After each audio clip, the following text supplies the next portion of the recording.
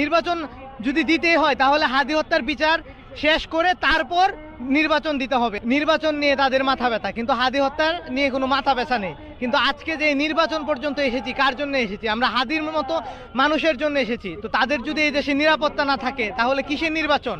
নির্বাচন যদি দিতেই হয় তাহলে হাদি হত্যার বিচার শেষ করে তারপর নির্বাচন দিতে হবে, না হয় কোনো নির্বাচন হবে না এখানে।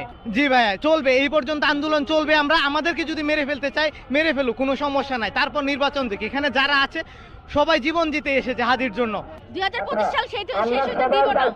যে আমাদের জন্য ইনসাফ করতে চাইছিল, আমরা তার জন্য কেন এখন ইনসাফ আনতে পারি নাই? আর আমরা কেন বারবার সেই মাঠে বসতে হবে আমাদেরকে? তারা কি করছে? 18 তারিখে ইন্তেকাল করছে, 18 তারিখ থেকে এই পর্যন্ত তারা কি করছে? 48 ঘন্টার মধ্যে কি তারা পারে নাই হত্যাকারীকে ধরতে?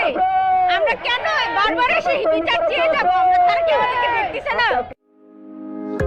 হার্টের যত্নে বিশ্বসেরা ক্যানোলা তেল এখন বাংলাদেশে।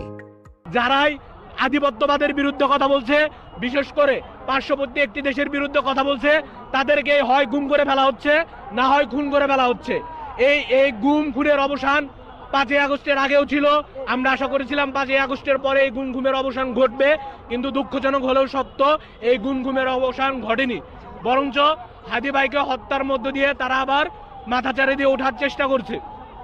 আমাদের স্পষ্ট কথা, হাদি ভাইয়ের খুনিরা যে দেশে যেখানে পলিয়ে থাক, তাদেরকে ধরে এনে বিচারের মুখোমুখি করতে হবে এবং তাদেরকে ফাঁসির কার্যকর